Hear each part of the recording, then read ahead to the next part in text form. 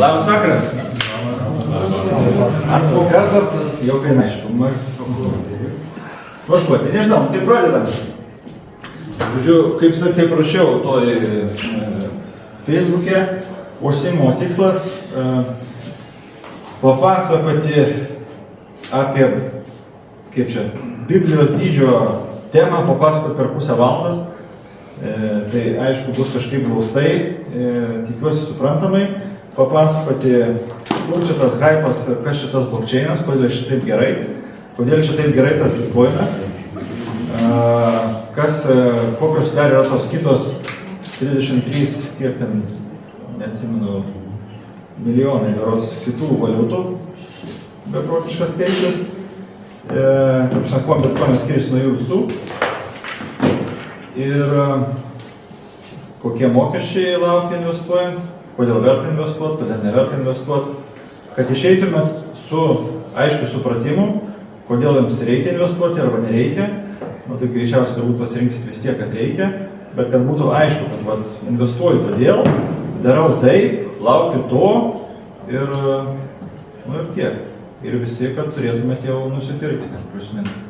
Jeigu kažkam nesigaus, čia kažkur tai striksim, nes įvairiausių čia problemų iškyla, tai sakiau, galima skambinti, susitikti. Taip, pradžiai kažko paklaus, pasiūlyt? Manęs visai neprašė jokių ten adresų patvirtinimo, tai čia normalu? Labai patikimas pasirodė. Nenormalu. Nes viską matau, akauntas yra, o... Pirk bandai? Ne. Bet tai gal pas tave atėjo notificationas, kad reikia tą padaryti? Ne. Ne, tai žiūrėk, bandysi pirkti, tikrai paprašysi. Jo galvos bendrabučių nepripažįsta. Aš ten neregistruotas? Dar ne. Gerai, tai pradedam. Labai trumpai. Kur čia dabar tas turi veikti?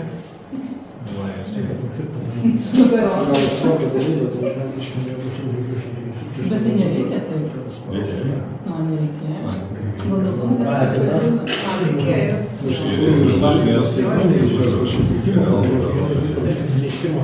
Neprašė patvirtinimo adresą.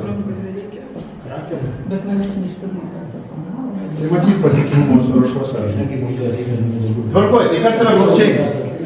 Blockchain tai yra, vėl aišku, nežinau, maksimaliai trumpai jūs sakėte, galbūt kas nors žinos kitus paaiškinimus ar platesnius ar kažką tai.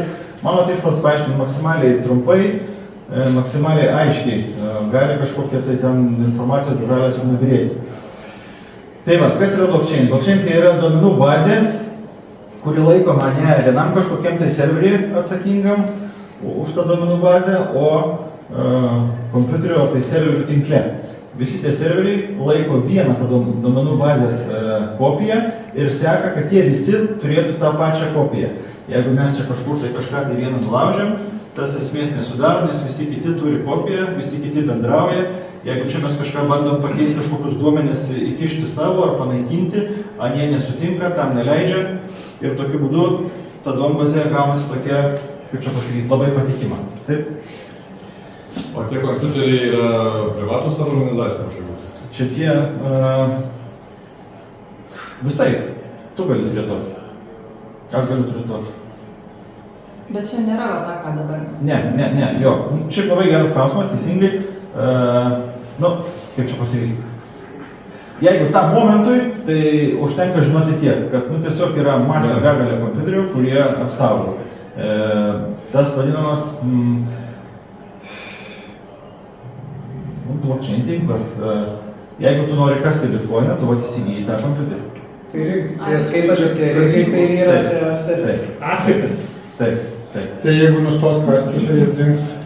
Nenustos kasti. Tai visi turėtų išsijungti. Bet kai viską iškas, kai visus iškas, tai... Jo, čia užbėgiu už akių, bet kuomet po 100 metų galiausiai iškas, daroma prielaida, žodžiu, tai va, gerai. Kam reikia turėti tą kompiuterį? Ne, kodėl man apsimoka jį turėti? Teoriškai apsimoka. Aš, turėdamas kompą, aš turiu tą duombazę viduj, patvirtinu tas, visas transakcijas tame tinkle ir už tai gaunu atlygį. Atlygis susideda iš dviejų dalių. Vienas, tai iš to naujai iškasamo bitcoino, kurių dar liko milijonai iškasti, ir mokesčio, kurį sumoka siuntėjas siuntėjai. Kuomet darom transakciją, kažkokį mokestį mokam. Taip? Mokam. Tai va, ateityje, kur manoma, kad, žodžiu, su laiku tas mokestis už iškasimą, bitkoino tas tiesiog davimas, jis vis mažėja. Bet didėjant bitkoino adaptacijai, vis daugiau transakcijų atliekama, tokiu būdu vis daugiau mokesčių yra surenkama. Dabar, kaip tu paklausai, tai kas bus, kai visi iškasti? Tai tikimasi, kad kai bus visi iškasti, apsimokės laikys tuos kompus įjungtus tam, kad gauti, susirinkti mokesčius už transakcijas. Tas nesamaininas, ne? Taip. O ką reiškia tęsimas? Tai reiškia. Tęsimas tai operacija. Kaip normalių žemės resursų, tai kasa, ten tas rūdas daro viską. Jis pavadintas kasimu, būtent dėl to tipo auksą kasama, ne? Tai čia irgi tipo kasama, bet nekasama patvirtinam transakcijas. Tavo kompas tai kaip serveris, tai jie atlieka transakcijas ir tau lieka nuo to komisinis, kaip sako. Taip. Kiekvienai valiutai atskiras blokčeino. Ne visai. Taip, dabar, tai blokčeino aišku yra keletas. Čia bendrai dabar aiškinu tokią kaip savoką, kas yra blokčeino. Jau beveik yra keletas. Greitesnių, ten su visokiam funkcijom, be funkcijų ir taip toliau. Bet principas yra tas, kad decentralizacija, kad duomenys nelaikomi viename. Šitą reikia iš esmės žinoti čia. Ten paskui visi niuansai. Gerus niuansus paklausit, bet tai jau niuansai. Esmė, kad duomenų bazė yra ne viename daikte, ne viena įmonė atsakinga, ne kažkoks žmogus, ne vienas serveris, ne serverių grupelė, o baisus didžiulis tinklas. Tik tada valstybės gali kontroliuoti mokesčius, kaip jie prieina prie tos informacijos. Kaip jie žino, kad transakcija įvyko. Valstybė, Kaip jie gali apmokestinti žemumą, tarkim, kripto? Jie žino dažniausiai, kai tavo sąskaita pinigai įkrenta, kol ten visur grįžta nelabai ką jie mato. Gaunu kripto, atsiskaitau, tai tada jie ne... Jeigu tu siunti man iš savo, tarkim, šaltos vatos piniginės ar kažkokios tai piniginės, bet ne iš keityklos, iš piniginės siunti man į mano kažkokią tą piniginę, jeigu tu siunti iš savo piniginės į mano piniginę ir niekas nežino, kad tas tavo adresas yra tavo adresas, o mano adresas yra Dariaus adresas, tai niekas ir nežino. Ta transakcija tinkle matysis, netgi parodysiu kaip pasižiūrėti, bet kas gali matyti, kad tas adresas pervedė tam šitiek bitkoinų, bet jeigu nežinoma, kam tie adresai priklauso, tai niekas ir nežino. Bet, pažiūrėjau, dabar kur reguliacija daro Europos Sąjungos lygmenį, tai ką jie bando reguliuoti? Adresus? Kol kas taip bando reguliuoti kad čia visa ta registracija šituose keityklose su visais maksimaliai patvirtinimais, taip kaip į banką, kad tai viena, tai tu prisiregistruoji prie kripto keityklos, labai aiškiai identifikuoji, kad tu esi tu. Antra, keitykla, kaip čia supaprastiniu būdu, teikia duomenis valstybinė mokesčių inspekcija. Va tas, kur dabar čia išėjo naujausias Europos Sąjungos reikalavimas ir net ne visos keityklos jai kol kas yra compliance, pasiruošusios jo, tai va tam naujam MiCA aktui. Galime tuose keityklose keistis, nežinau, kalbį. Nerekomenduočiau iš tiesų, nebent jau jūsų tikrai toksai tikslas yra, va čia kažkokia tai ten kažkur tai kažkokius pinigus nuslėpti ar kažkas daryti, tai tada jo reikėtų aiškiau pasidomėti ir gilintis į tą klausimą atskirai. Šiaip tai tikrai raginčiau daryti iš karto viską labai skaidriai, nes kaip nebebūtų, visa ta duombazė nuo pat pirmo pavedimo jinai yra ir jinai matoma. Tai anksčiau ir vėliau vis tiek atsiranda kažkokie nauji įrankiai, kur galima atsekti, kad ir kiek ten metų atgal, aktualizacijų atgal.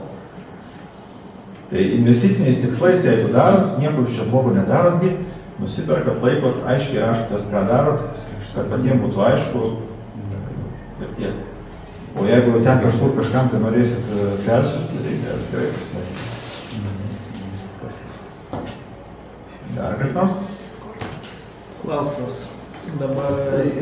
Jeigu į šitą skaidrę, tai jo, jeigu ne, tai tada einam ir paskui gal... Nu, čia gal pusiau gerai, tada netrukdysiu. Tai va, tai žodžiu, decentralizuota duombazė, blockchainas, ne? Dar kitas papildomas dalykas, kad į tą duombazę duomenys įrašomi ne šiaip savo paprastai, kaip matot, mes rašome Excel'e, nepys čia vienas stulpelį, kitas stulpelį, random kažkaip tai vieną galim ištirti, kitą pataisyti ar kažką. Jie rašomi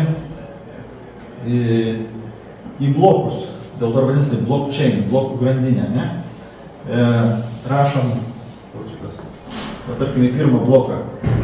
Surinkom visas transakcijas, kas ką mokėjo, ne, kur ten ką padarė, visą tai surašoma blokė ir iš tos informacijos sugeneruojamas toksai hashas, nu, net kaip čia lietuviškai verčia pirštų antspaudą. Logikos yra tame, bet hashas jisai, vat iš tų duomenų, kriptografiškai suformuotas kažkoks tai kodas. Ir tą kodą įkelia į sekantį bloką. Tai būtų kaip ir tas kodas ir tada visi duomenys. Ir tada iš tų visų duomenų vėl sunaudoja kitą kodą. Sukuria kitą kodą. Tai ką tai reiškia? Kad jeigu mes bandysim kažkur pakeisti duomenis, neatitiks prieš tai buvusio ir būsimo bloko kodai. Vėl neįmanoma. Aiškiai paaiškino, ne? Žodžiu, kad kiekvienas duomenys į tą blockchainą surašomi blokų pagalba. O blokai surišti vienas su kitu su tais hashais, kurie padaryti iš duomenų esančių blokė. Jeigu čia tas neaišku, tai bent turėtų būti aišku, kad ne tai, kad ten tų serverių mes negalim vieno kito išjunginėti ar kažką tai, bet negalim ir pakeisti duomenų blokį. Tarkim, pinigų atveju tai svarbu, kad jeigu mes padarėm mokėjimą, kad tikrai užsiskaitytų, ten atsirastų, čia dingtų, ar kad nesusidvigubintų, ne? Ar kad iš vis būtų galima atlikti, kad čia buvo tų pinigų, kad čia atsirastų. Tai jokių redagavimų negalime atlikti, nes viskas nuo pat pradžios, kai tik tai, tarkim, Bitcoin atveju, kaip jisai buvo sukurtas, visa ta grandinė vis ir įrašoma, vis ir seka. Visos transakcijos yra susiję. Dabar darysim transakciją, jinai susiję su pačia pirma transakcija. Bet čia žinutė šitos informacijos saugumas. Jo, kiek yra taip. saugu. Kodėl mes iš vis kalbam apie tą blockchainą, apie Bitcoiną? Kas čia toks per daiktas? Kodėl jis toks ypatingas? Čia kai atsirado, tai iš vis sakė, čia pakeisim vos ne visą pasaulį, viską kaip daro. Tiesiog dėl beprotiško saugumo. Tas, kas įrašyta, jo nepanaikins. O sakykime, yra 100 tokių kompiuterių, kuriuose ta duomenų bazė, 50 pasikeitė informacija į kažkokią tai kitokią, o 50 liko ta pati. Tu kurį dabar paims už pagrindą? Taip. Geras klausimas, čia yra 51% ataka, šitas pavyzdys vadinasi, apie jį aš kalbėsiu toliau. Bus apie tai. Tai va, tai šitos dvi skaidrės apie blockchainą. Dabar tų blockchainų, kaip sakiau, yra keletas, tačiau kaip šiandieną kalbam apie Bitcoiną. Tai vėl, pirmi du dalykai. Decentralizuotas, ne? Ant blockchaino sukurtas produktas Bitcoinas. Jis turi savybės, dabar jas vardinu kokias. Decentralizacija, taip. Nepakeičiamumas. Čia apie dvi tos skaidrės. Griežtai ribotas žinomas skaičius. 21 milijonas. Dabar yra 20 milijonų iškasta, dar 1 milijoną kas 100 metų. Va, čia irgi kalbėjome, ne? Dabar tas 21 milijonas, tai čia esmė yra, kad griežtai ribotas skaičius. Nėra žemėje kito daikto, kurio mes žinotume, kiek yra, ar sakykime, bus, ir negalėtume to pakeisti, kaip nors įtakoti, pagavot mintį. Netgi ir auksas, ne? Auksas čia toks kaip ir turintis vertę dalykas, jo yra nedaug, bet nu, jeigu jo kaina bus, tarkim, išauks iki 10 000, 15 000, tai gal net ir mes susimesim, atsidarysim kažkokią kasyklą ir kasim to aukso irgi, ne? Ir kasdami jo didinsim pasiūlą ir kaina vėl nukris.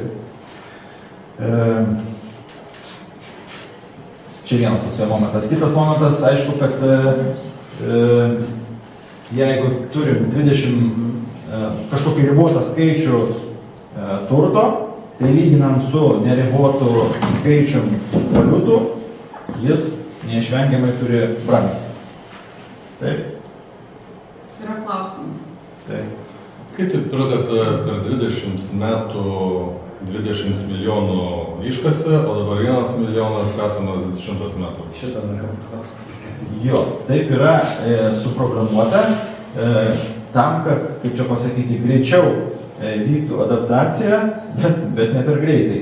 O tai vyksta taip, kad kas 4 metus vis iškasimo skaičius yra sumažinamas. Taip vadinamas halvingas. Tie kompiuterių savininkai, ne, tie kasėjai už patvirtintą bloką gauna atlygį. Šiam momentui beros 3,25 bitkoinų. Ir dabar neatsimenu. 2,5 bitkoinų? 3,25. Dabar nesigilink. Žodžiu, negauna tas vienas kompiuteris ar vienas kasėjas. Čia per sudėtinga. Bet iš esmės už kasimą, už vieno bloko patvirtinimą gaunama 3 bitkoinus. Praeis 1,5 metų berods, tas bus sumažinta per pusę. Ir dar per pusę, ir dar per pusę. Kas 4 metus atlygis vis sumažėja per pusę. Tai negali keistis, kaip politikoje keičiasi arba perprogramuoti kokį laiką? Negali, nes taip kaip yra suprogramuota, kaip yra suprogramuotas tas bitkoinas, visas jo veikimas, visas tas kodas yra sudėtas tose kompiuteriuose. Jeigu tu nusprendi, kad davai padarom kažkokį pakeitimą, tau reikia pasiūlyti, sakykime, tai bitkoino bendruomeniai ir daugiau negu 50 turi pritarti. Jeigu sako, kad čia labai geras tas tavo pasiūlymas aфиgenas, tada jie turi savo serveriuose pakeisti tą programinę naują įrangą ir tokiu būdu iš tiesų atsiranda antras bitkoinas, lieka senas ir atsiranda naujas. Bet tik tokiu būdu galima įvesti kažkokį pakeitimą. Turi pritarti labai daug, kaip čia pasakyti, bendruomenės narių. Tai tipo bitkoinas 2.0 pasidarytų. Taip. Bet tas 1.0 irgi. Jeigu žiūrėjote, tarkim, tai yra Bitcoin ir Bitcoin Cash. Du tokie pagrindiniai. Čia 17 metais va toksai va įvyko forkas vadinamas. Šitas dalykas vadinasi forkas. Tada va tas blokas, jisai turi savo kažkokią atmintį, dabar neatsimenu kiek. Ir kad veiktų greičiau, buvo sugalvota, kad davai tą atminties kiekį padidinam, kad ten daugiau tų transakcijų surašyti. Ir tai va, ir ten bendruomenė ne visai sutarė, bet vis dėlto tas forkas įvyko ir va to pasekoje atsirado Bitcoin Cash. Kai tu nusipirksi bitkoiną, aš jau būsiu bendruomenės narys ir aš jau galėsiu suprast? Ne. Jeigu tu nusipirksi tą kasėją. Bet būsi toks labai.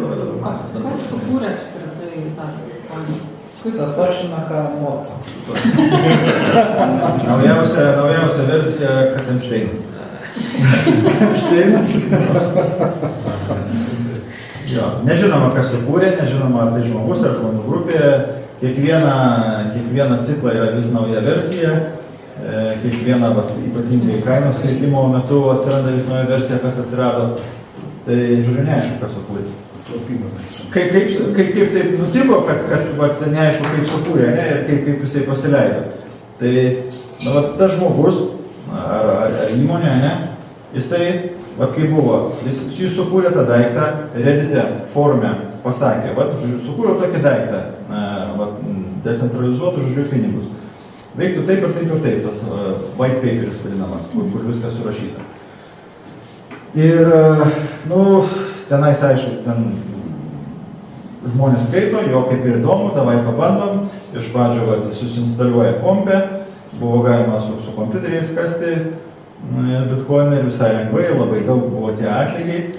Ir kažkiek tai, kai tų kasėjų atsirado, jis tiesiog dingo. Iš Reddito. Iš Reddito iš bet kur. To prasme, nebendravo. Ir viskas. O kadangi bendruomenė jau buvo susipažinus, kadangi jau kasė, kadangi matė, kad yra perspektyva, tinklas tik tai plėtėsi ir tai besiplečia. Aš irgi žinau, kas turi daugiausiai bitkoinų vienai vietoje. Daugiausiai turi daug. Kas turi, sunku pasakyti, nes neaišku, kaip sakiau, mes galim matyti, kiek bitkoinų yra adresuose, bet nežinom, kam priklauso adresai. Tai didžiausias adresas vis dėlto turintis milijoną bitkoinų priklauso tam įkūrėjai, Satoshi Nakamoto. Kuris nebebendravo. Bet čia nėra, pažiūrėjau, yra keli žmonės, kurie turi vos ne pusę 10%, žinai, jie viskas spręsti. Sunku pasakyti, nes nežinom, kam priklauso adresai. Bet vargu ar taip yra. Tas akauntas juda jisai jau. Ką? Ne. Akaunto pajudinimas skaitytųsi kaip vienareikšmiškas įrodymas. Jeigu nežinom, kas pajudino, tai kad bent jau jisai gyvas. O antra, jeigu tu pasiskelbi, kad tu esi Satoshi Nakamoto, tai vienareikšmiškai tau reikėtų pajudinti pinigus. Jeigu pajudinai, reiškia tikrai tu, jeigu ne, tai šnekėk čia kiek nori. Tai iš vienos pusės kaip ir sudėtinga technologija, nuo kurią čia sunku nulaužti. Iš kitos pusės yra milijonai kitų kriptovaliutų, o kaip tie kiti tą technologiją paėmė, nukopijavo. Pašnekėsim sekančius skaidrį. Tai va, kaip sakiau, skaidrumas pildo neaiškumas, tai kad visa tai, kas vyksta tinkle, visos transakcijos, viskas yra matoma. Čia įdėjau nuorodą, nežinau, čia parodyti, neparodyti, bet ten atsidarys langas, viršuje galima įdėti transakcijos numerį ar adresą, tarkim, pasakyčiau savo adresą, jūs įsidat, matot, kiek aš turiu bitkoinų. Dar biškai giliau pasikasat, galite matyti, kur aš kada mokėjau. Ne? Tai va, tai visas tas viešai matoma, tik tai reikia žinoti, kam priklauso. Tai va, kol nežinai, kam priklauso, tai kaip ir anonimiška.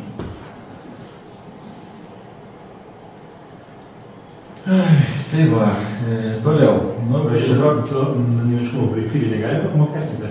Tai, pažiūrėjau, bitkoiną kainavo 10 000, pabraukai 20 ir gauni mokesčius sumokėti. Kažkaip normaliai neišgirdau. O valstybė negali apmokestinti bitkoinų. Tai kol tu neišsėmė pinigų, negali. Čia tas viskas akcija daromas. Kai tu išsiimsi, tada tave apmokestinti. Čia kalbėjom, jeigu aš pervesiu iš savo piniginės, ne keityklos, bet iš savo pinigės tau į tavo piniginę, tai niekam neįmanoma žinoti, nes reikia pasiskelbti, kad šita piniginė yra mano. Jeigu dabar čia va būli piniginė, ką aš nežinau, gal ne jūriaus, o gal ir ne jūriaus, čia va padėta, fiks dar kieno. Tai jeigu aš norėsiu iš jos išsiimti, tada paaiškės. bankas sakys, iš kur pas tave. Tada paaiškės, taip. Iš kur gavai? Tada paaiškės. Kas man pervesi? Taip, bet tu gal iki to laiko pervesi kitam. Bet tarkim, Krekinas visi žino, pagal kam priklauso, kam jis įsikūrė tą. Taip. Anksčiau keityklos čia kai prasidėjo, keityklos nereikalavo šitų dokumentų. Dabar bandoma kuo labiau aiškinti ir žinoti. Tai realiai mes jau bus nežinome. Taip, jūs bus žinome. Bet jeigu, tarkim, tu į tą piniginę persivedi savo tą flešiuką ir paskui tu gali atsiskaitinėti su fleškiam tom postą. Tu padavai, važiuok, čia yra bitkoinas, būtas man. Tarkim, kaip pavyzdys. Būtas notaras, taip. Galbūt kokie jūs būtinai nusuk kažką tai. Ne, nusuk, bet turiu minėti tas nežinojimas. Čia gausis kaip dabar sukasi juodi pinigai, apeinama sistema, tai bus galima jau pasiekti. Trumpai tariant, reikėtų naudoti kitas valiutas tuo klausimu.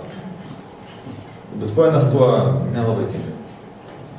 Anksčiau gal dar tiko, anksčiau ten valstybė nelabai, mokesčių inspekcija nelabai ten patys suprato, kaip čia kas.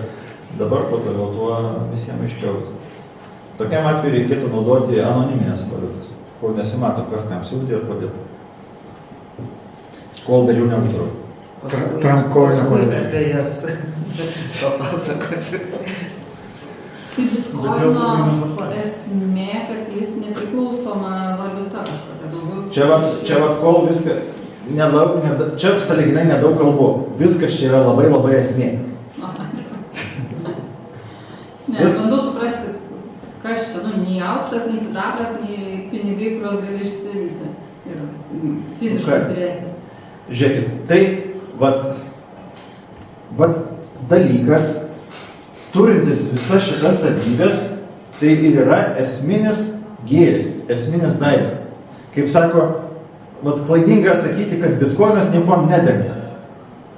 Atvirkščiai, bitkoinas dengia savo šitom visom superiniam savybėm, kurio neturi niekas kitas žemė, pavadinkime, ne? Jisai gali dengti valiutas. Gali atstoti auksą, kaip pavyzdys, ne? Paprasčiau. Jeigu išsikeitė į auksą. Ne, tiesiog, turi klinti galvoj. Jo, kaip aš sakau, neužtenka žinoti apie bitkoiną, reikia tikrai daug domėtis, skaityti, kol galiausiai klintelė, tai čia va kaip. Ir tada ateina tas suvokimas. Gerai, nedaug čia tų savybių, stengiuosi nereiškia. Tai va, peer-to-peer, ne, kad galima pervesti, kaip sakiau, tik aš nekėjom, du pavyzdžiai, iš piniginės į piniginę, ne. Mes negalim grinų pervesti kažkur tai kažkokiam afrikiečiui, ne, siūsim paštu, ten fiks night kaip, reikia siūsti per banką, reiškia, kaip jeigu afrikiečiui, tai iš visų sudėtinga, ten per eilę bankų su daug mokesčių ir visą po. O čia yra tiesiog, iš telefono į telefoną, peer-to-peer. Bet veikia tik tai, kai yra interneto ryšys. Nu, taip, nes kitaip į grandinę niekas neįsirašys. Iš ties taip, bet yra ir tam čia kažkokiu tai apie jį nesidomėjau iki galo, bet kažkas tai ten sugalvota. Bet aišku, kad interneto reikia, bet afrikiečių bankinių pavedimų interneto reikia. Linkas apskritai reikia. Interneto. O jeigu, pavyzdžiui, kokia Kinija arba ten kokia Afrikos šalis atkerta savo dalį interneto nuo pasaulinio interneto, tai viduje tam atkirstam veikia ar jau nebe? Yra. Jūs Starlinko neatkirs, pavyzdžiui, ten kaip. Čia utopiniai tokie variantai, jo. Dabar taip Jeigu iraniečiai turėjo bitkoinus, atskridus internetą, kukuoja savo dažnai. Ne, jie lieka tam pačiu tiksliai, kad jie pasiūtėme. Bitkoinas tai niekur Tai jie tarptautinė, bet jeigu mainingas kažkas yra tam pačiam Irane, tam tinklė, tai jie kažkiek duodų pasiekia, jie veiks. Nu, bet matai, rinkai tie vadinami, tai jie būna išsugenda ir atsijungia, tas atsijungia, kiti palaiko informaciją. Tai čia tu žodžiu, pusė interneto. Jeigu žinot, prieš tai esu dirbęs interneto kompaniją ilgą laiką. Tai jau tada man sunku būtų įsivaizduoti, o dabar ypatingai sunku įsivaizduoti, kad atjungti šalį nuo interneto ar kažkaip tai kažką tai užcenzūruoti. Nu, bendraja prasme tai, masė žmonių, ne? Bet jeigu kažkas nori kažką tai ten turėti ir daryti, nu, ten šansų. Kinijai yra uždrausta kasti bitkoiną, maininti, ne? Ir kai uždraudė ten tas tinklo stiprumas ten pakrito labai stipriai, bet dabar neatsimenu, tiesiog nelaikau tų skaičių galvoj, bet Kinijoje vis dar vyksta labai labai didelė bitkoino kasimo dalis, nepaisant to, kad uždraudė. Tai, nu čia, kaip matėt gal tą mymą, kur su jūra banguoja, o su tuo vandens nustūmikliu bando bangas nustumti. Tai čia toks reikalas. Gali drausti, bet bus toksai darbas. Tai va, tai grįžtant prie to, kad vėlgi, nu, kaip perduoti pinigus, koks dar kitas būdas yra perduoti pinigus va šitaip be tarpininkų. Ypatingai kažkokiais dideliais atstumais, didelėm vertėm. Milijardą galima taip, bum, savo, toks. Tai pervečiu. Niekam nieko. Ir dar kainavo 20 centų.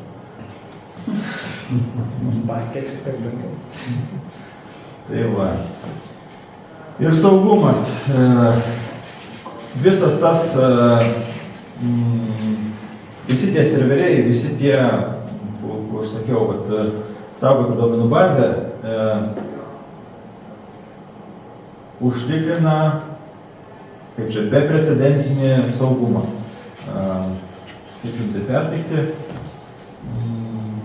Na jo, čia kaip ir rašo, paskui dar sekantis skaidrė berods yra. Kiek kainuotų pakeisti informaciją, va, aš Jurijus klausiu. Tai va, tai nežinau, gal dar grįžtų vėl, o ne? Kodėl Bitcoinas?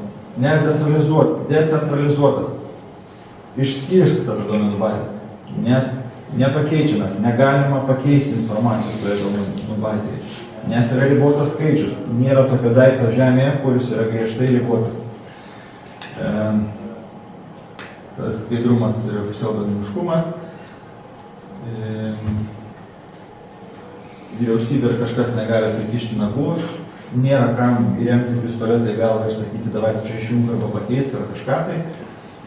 Galima pervesti didelės vertės bet kur, bet kaip. Ir beprecedentis saugumas. Tai va, kas čia klausė, jeigu 5% to, ne? Tai va, tai tam reikėtų šią momentį, nežinau, čia klausiau GPT, bet mano supratimu, čia gal net mažokas skaičiai.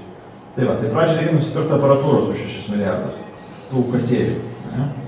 Tada reikia turėti infrastruktūrą, duomenų centrus, elektros tinklus, bla bla bla, kur dar reikia. Tada reikia esmė 5-6 gigavatų elektros. Kai Lietuvai žiemos metu visai Lietuvai 2,5 gigavatai. Ir už tą elektrą susimokėti apie 10 milijonų, jeigu kaina apie 8 centus. Ir tarkim, kad mes visą tai turim vis dėlto, susimetėm, pyst padarėm, ne?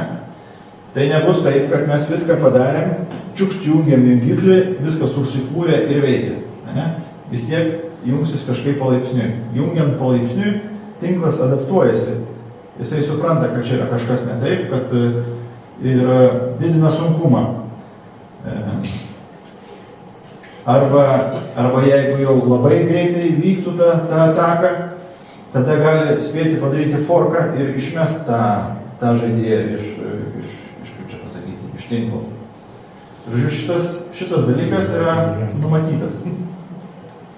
Tai va, ir vėlgi, ir jeigu pavyko vis dėlto, ne, va, pavyko, jis pakeitė mes tą transakciją, ne, tai reikštų, kad ką mes laimėtume, išleidę milijardus dolerių, mes laimėtume, kad sugriovėm Bitcoino tinklą. Jo kaina eitų į nulį tą pačią sekundę, nes jo patikimumas, reiškia, yra niekinis. Ir mes būtume tiesiog išleidę milijonų dolerių. Dabar. Tokį tiesiog šitie Sakso bankas, prognozės yra, tai čia panašiai kaip, pažiūrėk, jeigu auksą galėtum irgi sukurtum cheminį procesą, kuris auksą gamintų, tai auksas nedetektų ateis, nes jį galėtum neribotai padėti. Čia su Bitcoinu panašiai yra kvantiniai kompiuteriai, nes jeigu jis galės skaičiuoti, tarkim, 50 000 kartų daugiau, greičiau, tai tokia tikimybė teoriškai yra, kad jeigu kvantinis kompiuteris atsiranda, nėra reguliuojamas, tai tada nulaužia visą šitą. Taip, bet jie, kaip čia pasakyti, ta Bitcoino bendruomenė, jiegi neakli, jie žino, kad atsiras tas kvantinis kompiuteris, taip, ir tai yra labai puikia proga padaryti tą forką, atnaujinti kodą ir pritaikyti jį kvantiniam kompiuteriam. Iki to laiko, kol jisai atsiras, tikrai bus sugalvotas kodas, kaip tą apeiti. Dirbtinis intelektas, kuris kvantiniai kompiuteriai. Ne, tai tą kompiuterį sukurs anksčiau ir vėliau. Bet tiesiog tam bus pasiruošta. Nebejauti. Tai va, ir trumpa lentelė, kuom skiriasi Bitcoinas nuo paprastų pinigų. Vienas decentralizuotas, kitas centralizuotas, bankas vyriausybė, pinigų neribotai. Čia padarėjai pavedimą kažkam, tai jau jo nebesusigrąžinsi, čia kažkaip tai įmanoma.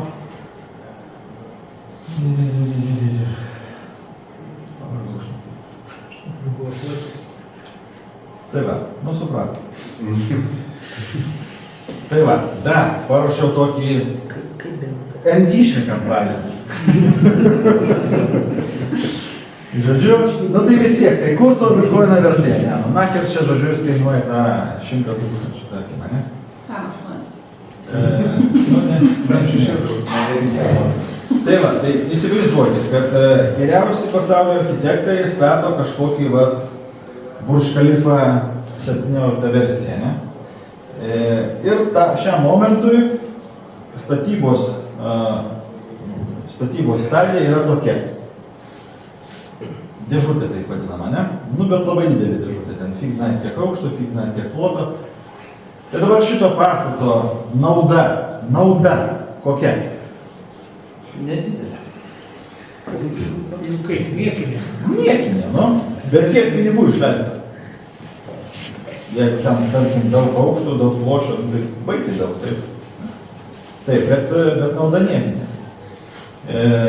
Vertė, nu, kažkokia egzistuoja, ne? Vis tiek sudėjo tos šablokus, daug statė, visą ką galima paskaičiuoti, kiek ant tų pinigų išleido, taip.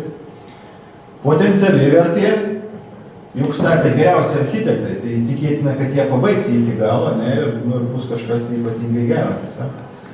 Tai ir stoti bitkoiną. Dabar jis tik tai statosi. Vat ir jūs būsit statytojai pirkdami.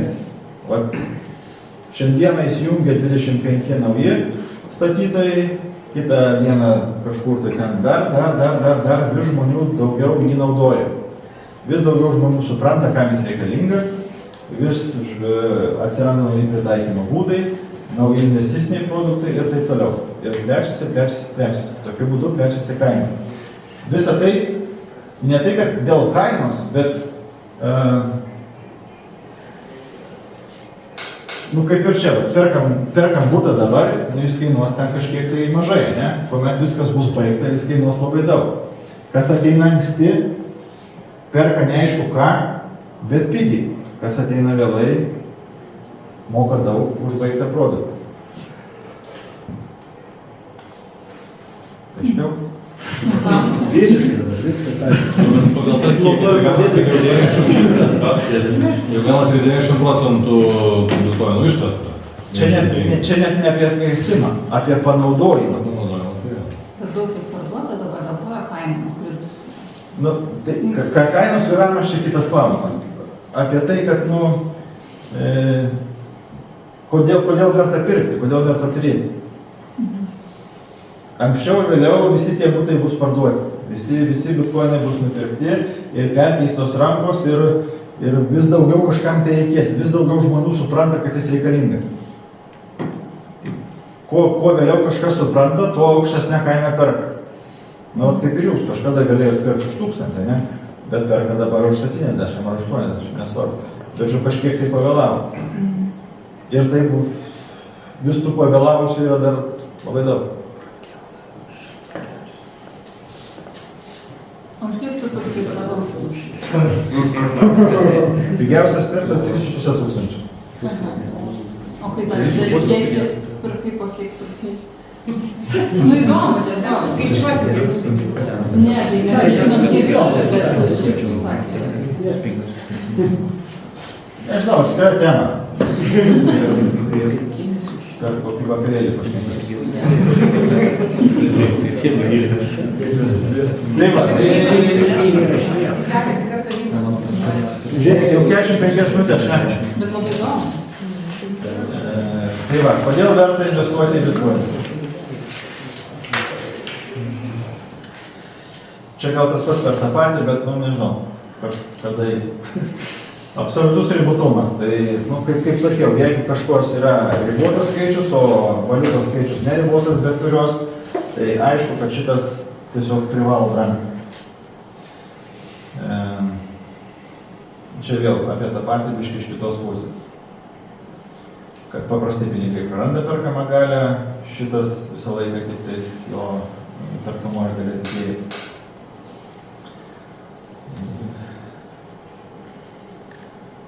Kaip sakiau, adaptacija didėja, atsiranda ir ETF-ai, ir kompanijos perka dideliais kiekiais. MicroStrategy, nu dabar jau vadinasi Strategy, žinot, kiek turi 714 000 bitkoinų nusipirkus. beje, perka vat, būtent kas kažkokį laiką. Bankai, fondai, pensijų kapitalas irgi pradeda investuoti. Pensijų fondai investuoja bitkoiną, kur reikalingas principas stabilumas. Aišku, čia viskas tenai.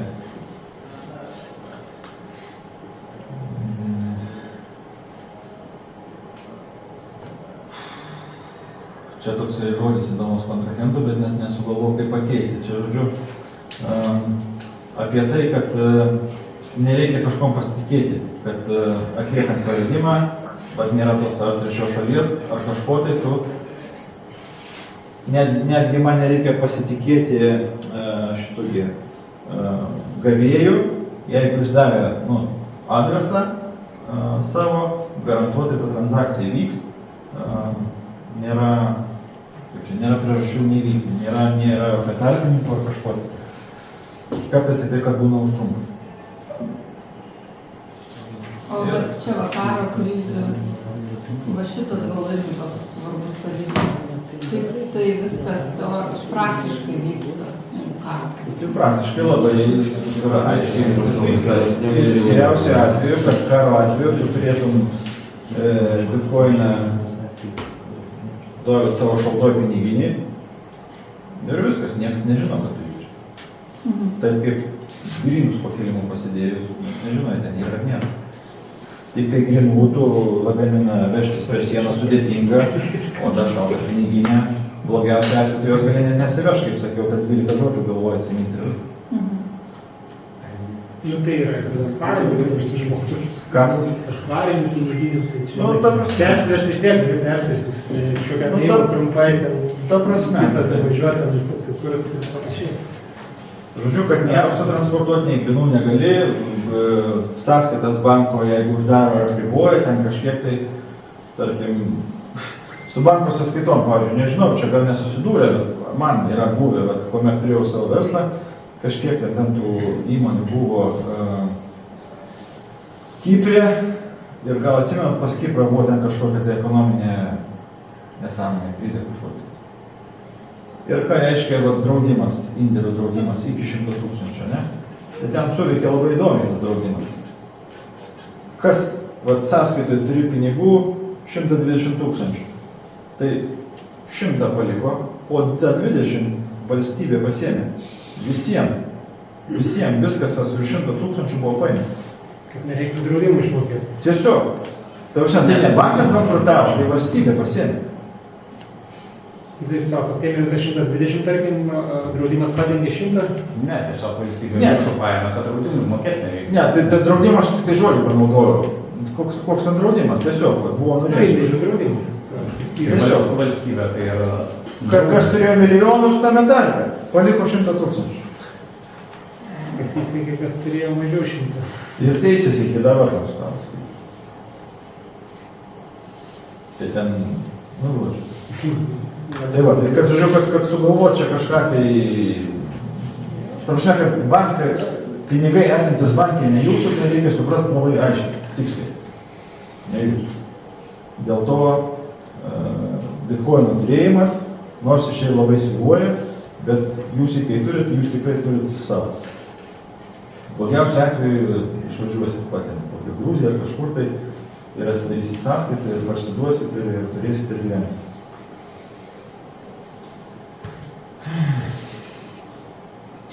Tai va, tai čia vis dar šnekam, kodėl verta investuoti į bitkoiną. Tai per 15 metų niekada nebuvo nulaužtas.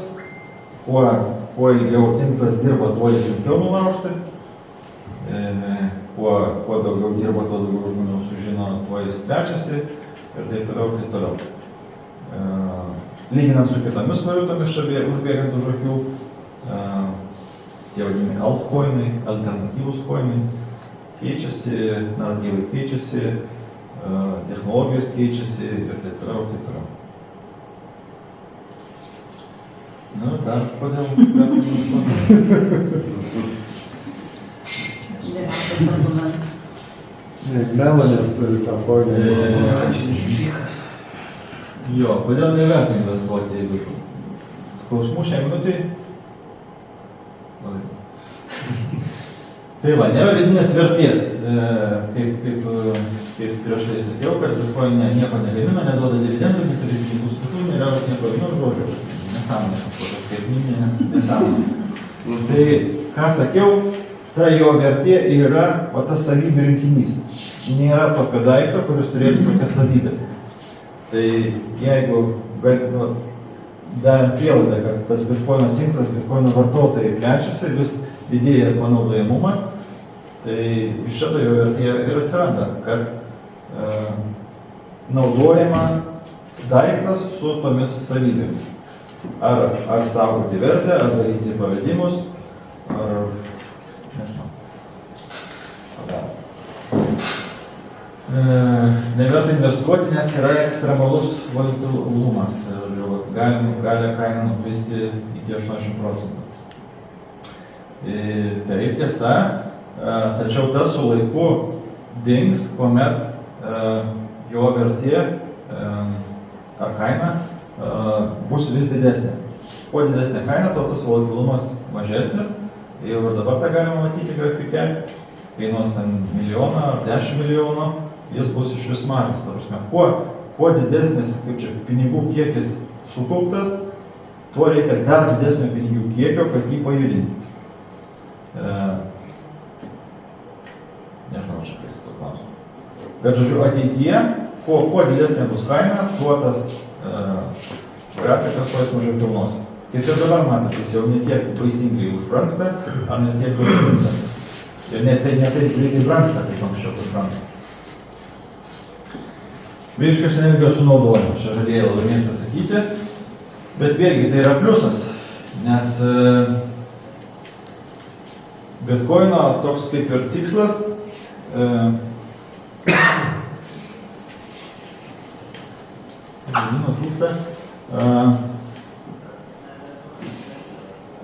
paimkim dabar visą bankinę sistemą pasaulinę, ne? Kiek visi bankai, visi pavedimai, kiek jie sunaudoja elektros, taip? Bitkoinas apeliuoja, kad jis bus tas pats ir dar daugiau. Tai atsižvelgiant į tai, kiek pinigų, kiek vertės tenais yra pervedime ir stumdoma, tai sunaudoti tokį elektros kiekį kaip ir apsimoka dėl saugumo.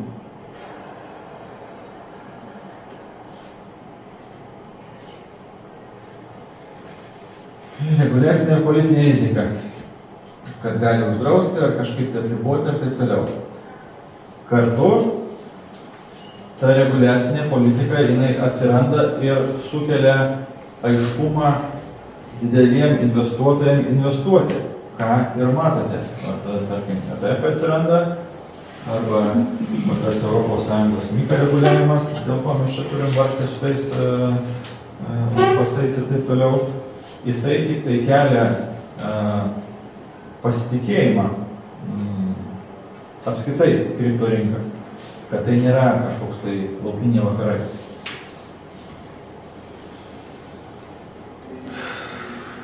Spekuliacija ir fondo panašumas.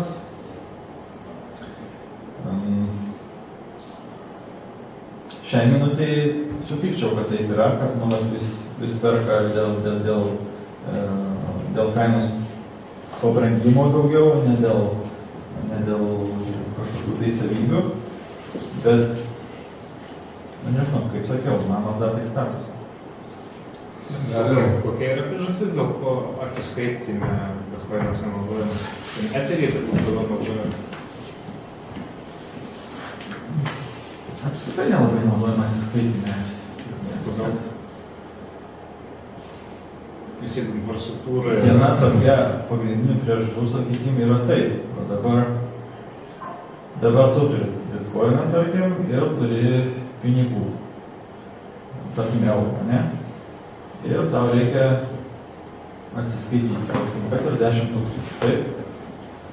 Tu turi ir to. Tai koks tau tikslas mokėti bitkoinais, kurie pabrangs? Tu moki eurų. Tu leidi prastesnius pinigus, o geresnius pasilieki.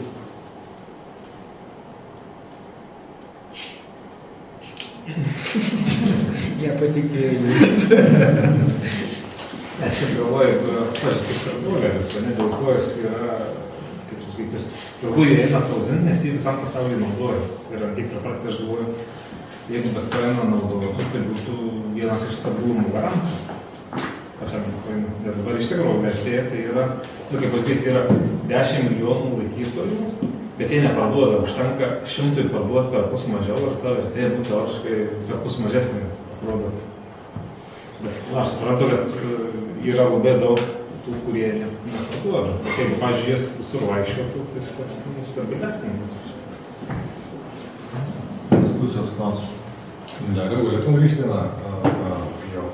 Čia dabar apie tą elektrą. Tai čia gaunasi tie visi tūkstančiai kompiuterių, kurie mainina, tai čia yra paskaičiuota, kad tiek jie sunaudoja tos elektros. Taip. Sunaudoja tikrai išlaikyti. Bet kai nustos mainint, kaip viską iškas, tai nebenaudos tiek, kad bus šalta žemė.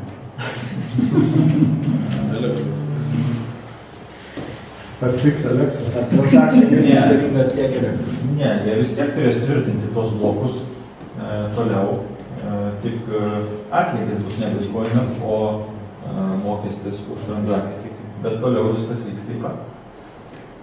Tai čia realiai kaip ir už tą elektrą nemoka bitkoinas, bet moka už tas transakcijas tiem žmonėm, kas turi tos kompiuterius. Jie moka už elektrą, sakykim, bet jie gauna už tas transakcijas tą užduotį atlygį. Taip, dėl to apsimoka elektrą. Jeigu turi labai pigią elektrą. Lietuvoje neapsimoka kasti. O, kasėjai? Ką? Lietuva kasėjai yra? Buvo. Bent buvo, tai tikrai. Keli paskui sėti arba baudžiamosios atsakomybės. Vienas kalba elektrinį. Bet mūsų laukia. Šiandien yra elektrinė, dar pradinės buvo sustat. Kas? Ne. Sakė, labai geras šildymo katilas gaunasi iš tos kasyklos. Pasistatai vidury kambario namuose ir šildaisi visą namą. Tai va. Toliau. Šiaip, įdomu skaidrė, žmonių portfelių nuostoliai. Įdomiausia gal šito aišku veikėjo portfelis, beveik 500 milijardo nuostoliai. Čia dabar įkrito. Turėtų kažką tai padaryti to klausimu. Čia nuostoliai per kiek laiko? Nu dabar. Šiais metais šitas kritimas, ne? Nerealizuoti nuostoliai, tiesiog. Kaina pakrito ir jie dabar minus. Tas MicroStrategy, kur 714 milijardų, 714 tūkstančių bitkoinų, dabar jis 6 milijardų nuostolių. Šitas yra Ethereus advokatas, 8 milijardai nuostolių. Bet irgi čia buvo pranešimas, kad vakarą šiandien dar 20 tūkstančių tų Ethereum nusipirko. Tai žiūrėtų, kas nuostolį, tai pasilyginkit. Tai čia dar skaičiau komentarą, vienas tokį buvo parašęs dėl bitkoino. Bitkoinų neįmanoma žlugti, nes per daug tos povandeninių srovių jį naudojo kaip turtą savo, tai kaip ir bitkoino neįmanoma sužlugdyti. Nes bus labai daug turtingų žmonių nepatenkinti formas, praras pinigus. Taip. Ir dar toksai yra, čia jau toks kaip ir jogoje formoje, bet yra žmogus, kuris, čia paskui pamokinsiu, kaip galima nustatyti kainą ties, kurią nori nusipirkti bitkoiną, ne? Jeigu kaina, tarkim, nukris iki 50 tūkstančių, automatiškai įvykdo sandorį. Tai yra žmogus, kuris nustatys, kad jeigu bitkoino kaina bus 1 centas, tada jis perka visus. Tai iki nulio nenukris. Jis praspėk visus iš karto. Tai va. Nu ir ten buvo skaidrė anksčiau, praeitam užsienime, kiek reikia laikyti akcijas ir ETF-us, kad tikrai nebūtų nuostoliai. Tai bitkoiną laikant, 3 metus pralaikius, praktiškai patiekti nuostolį yra neįmanoma tikimybė. Taip buvo anksčiau. Nebūtinai tai bus ateityje, bet tai. Dar ir. Tai buvusių čia nuostoliai tai kažką naudolis išėjai? Tai nėra, tai yra popierinis nuostolis, supranti. Tu nupirkai namą, kuris kainuoja 100 tūkstančių, bet krizė ir tu jį galėtum parduoti už 70, bet tu jo neparduodi. palauki, krizė baigėsi ir parduodi 120. Tai jokio nuostolio tu neturėjai. Teorinis nuostolis. Jeigu parduotų jo, tai būtų, tai taip, būtų jų nuostolis kažkieno plus. Galiausiai nuostolis ir nieks moka, kada? Nu taip. Jeigu keli laikai, Tai jei nieks neparduoda, tai kaip tada iš ko įperka? Kasakas. Iškas. Jeigu nieks neparduoda, nu tai vis tiek kažkas tai parduoda, bet jeigu nieks neparduoda, pasiūla sumažėja, kažkam tai nori pirkti ir kaina didėja. Tai dėl mūsų dabar pirkimo padidės kaina. Be abejo. Tomas čia ir surinko dar. Jisai išeičia, tik tai šiandien 10 susitikimas, pakeičia 12. Gelbėjo savo portfelį.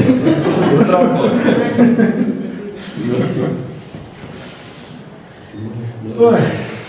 Tai va, kaip uždirbti iš bitkoino? Keletas būdų papildomų. Tai bitkoin maksimalistų, arba kaip mano požiūrį, tai patartina tiesiog laikyti kripto terminas hodl. Pirkti ir laikyti. Pirkti ar po truputį, ar dideliais kiekiais ar kaip, bet tiesiog laikyti, nebandyti negaudyti mangų ar kažko tai. Galima skolinti platformose už panašiai 4% palūkanus. Saugus pavyzdžiui.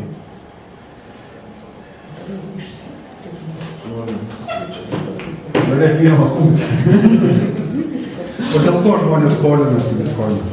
Tai neskolinasi, o tu nusipirkai bitkoiną ir padėjai dar iš Nexo jį, įkėlei ir tam Nexo moka 4% palūkanų. Kaip indėlį padėjai. Arba į tą patį Nexo tu padedi kaip užstatą ir 50% bitkoino kainos pasiskolini, mokėdamas nuo 5 iki 13%. Kokios skiriasi nuo 5 iki 13? Nu, tai čia visai, 5% tam eilė, Nexo yra, ten priklauso nuo to, kiek tas LTV ir kiek dar nusipirkęs tam tų Nexo žetonų. Nesąmonė. Nu, čia nesigilinam, bet žiūrėjau, esmė, kad galim. Tai reiškia, turi bitkoino, užstatai ir pasiimi eurų. Taip. O kas tada su tais bitkoinais? Jie tiesiog užšaldami, ar jie sukasi kažką? Nu, tada jie gali jais, tarkim, tradinti, arba kažką tai daryti, arba perskolinti. Nu, tada, tarkim, jeigu tu padėjai, kažkas tai padėjo, nu, kaip bankas veikia, kažkas... Už 4 Jo, čia už 13. Taip. Vis tiek. O tas vertės prieaugis tai jau jiem ir lieka, nes tu jiem paskolinai. Savininkas tu bitkoiną paskolinai bitkoiną. Taip, taip, Ne, nu jeigu to bitkoino vertė dabar yra 100, taip. o kol aš paskolinau jį ir Bet tu jau eurus. augo iki 120. Bet tu eurus gauni, tai tu nuo eurų moki palūkanas. Kiek jau tau išmokėjo, tai nuo jų moki palūkanas, atidavai tą sumą, tau bitkoiną atgal atidavai, Taip. bitkoino vertė tik pakito ir tiek. Taip. Tau bitkoinų vienetai nekinta, tau vertė jau Kol kinta. paskolintas, tai tu jis Ne, žaidžia. čia tas pats, kas tu namą užstatai ir jo vertė pakyla, bankai Tavo tau atveju jokios nuotaikos, dabar panašiai tą skolinės. Ja, tai tam, kad atiduodi tą skolą, tu kažkiek tai kažkurio momentu turi parduoti, bet ko, kad atiduodi tą skolą. Ar tu jas niekada neatiduodi tos užtaisas? Toks master planas niekada nesiduotų. Nu, arba reikia turėti labai daug, sakykime, to užstato, arba, pačiakinkamai skolinti. Aišku, čia dabar kitą kainą krenta, tai nesmagu, nes ten tikrai reikia to užstato vis dadėti. Bet, Bet kai kaina kyla, tu ten, sakykime, užstatei ten, kaip pavyzdys, 5 bitkoinus, ne? Taip. Ir tu pastovi iš ant tų 5 dasiskolini, nes kyla kaina, teisingai. Dar šiuo metu rinkoje yra bitkoinų kiek? 20 milijonų. Plus minus, taip. Ne milijardų. Milijonų, 20 milijonų. Iš viso Pačių bitkoinų. ir jeigu vyksta pirkimai, pardavimai, tai būtent su jais viskas vyksta. Nu, reikėtų, ne. Jų yra 20 milijonų. Koks panašiai 2 milijonai skaičiuojama, kad yra prarasta. Turėjo kažkas piniginę, pamiršo raktą ir prarasta, ne? kai beveik kiek žmonių neprekiauja, tiesiog laiko tose piniginėse ir laiko 10 metų. Ane? Tai toj prekyvoje ten gal 2 milijonai, tai tiek.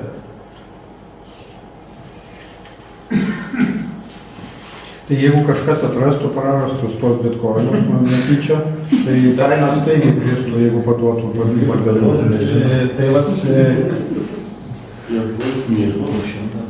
taip, atrastų. Nu, arba, sakykime, 10 metų laikė ir nusprendė parduoti. Tai yra tokių.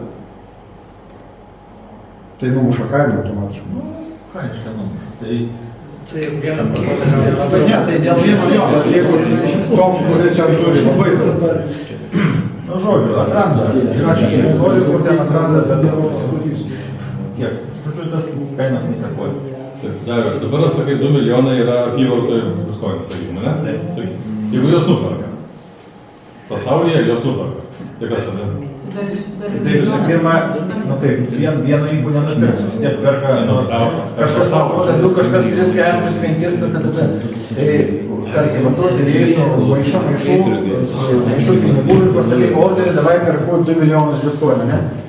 Tai jeigu darysi, vadinamą market orderį, marketo kainą, jeigu pirksi, tai tu pirmus 2 nupirksi ten už 100 000, antrus 2 jau pirksi už 120 000 ir taip toliau, nes tiesiog kažkas uždėjęs parduoda už Nu, taip, bet pasaulyje yra milijardai žmonių ir jie po biškį dadami vis tiek perka. Taip. Nu, tai dėl Jeigu to nuperka perka. tos 2 milijardus, tai kas tada suminka?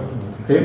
Jeigu tos 2 milijardus vis dėlto nuperka per pasaulį. 2 milijonus. 2 milijonus. Nu, tai tada kažkas galvoja, kiek kaina užkilo, davai aš parduosiu. už 300 000. Taip. Vis tiek Taip, bet, nu, neturiu skaidrės, bet šiaip bendraja prasme skaitosi, kad, nu, bitkoinai, kurie paruošti parduoti, jie laukia keitykloje, nes jeigu neketini parduoti, tai laikai toj šaltoj piniginė, ne? Tai va, tai keityklose, kadangi, kaip sakiau, viskas matosi bendrai duombazėj, man galima matyti labai daug informacijos, kas vyksta tinkle. Tame tarpe, kiek bitkoinų yra bendrai visose keityklose. Tai istoriškai, berods nuo 20 metų, tas bitkoinų kiekis keityklose tik mažėja. Ir čia vis kalba, kad kažkada įvyks supply shock, va tas tavo kalbamas atvejis, kuomet kažkam tai dašus daug žmonių vienu metu, kad jo, blemba reikia pirkti, o keityklose bus rekordiškai mažas kiekis pirkimų. Kaina irgi šoks. Tai ir tada kaina šoks. Taip. Ir tada kaina šoks, tada įsijungs FOMO, Fear of Missing Out, o blemba kaina kyla, reikia greičiau pirkti, tada tas, kas perka, dar labiau kelia ir bus gražus burbulas. Bet aš galiu parduoti iš savo piniginės stalo. Nes tu turėjau kešą labai daug, sakykime, juodo. Juoda. Apeinant biržą? Taip, Apeinant biržą, gali.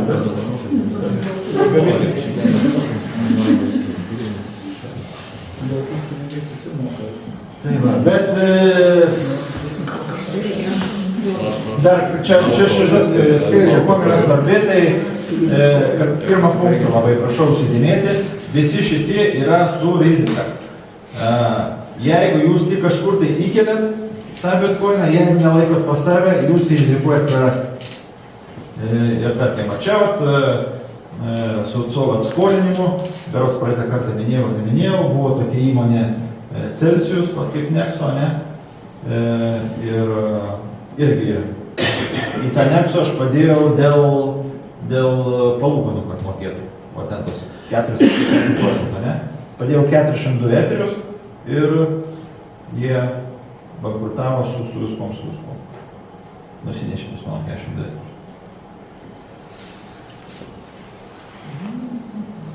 Tai va, tai esmė, žodžiu, kad priimam, kad esat kaip ir tokie paprastieji investuotojai, saugot vertę, ją ilguoju laikotarpiu keliat, saugiausias dalykas šitas. Aišku, galima ir šitų užsiimti, be abejo, bet reikia suprasti, kad rizika yra tikrai. Žodžiu, net ir krakinę laikant, jeigu krakinas neduodėjo žlugtų, tai nulis, nebelieka. Nebūtinai, nes nebūtinai ten juos visus išvoks, nes ten aišku daug visokiausių mechanizmų. Krakenas kaip